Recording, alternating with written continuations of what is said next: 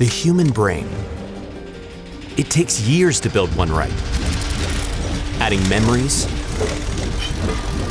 to knowledge to experience. The result is who you are and what you know. Good boy.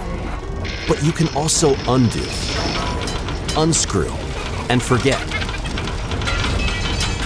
Using marijuana is like that.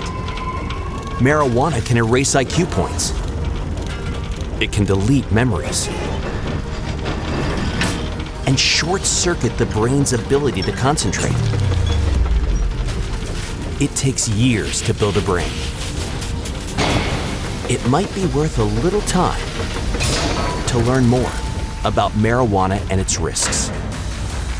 Go to samhsa.gov/marijuana and use your brain. It's the only one you'll ever have.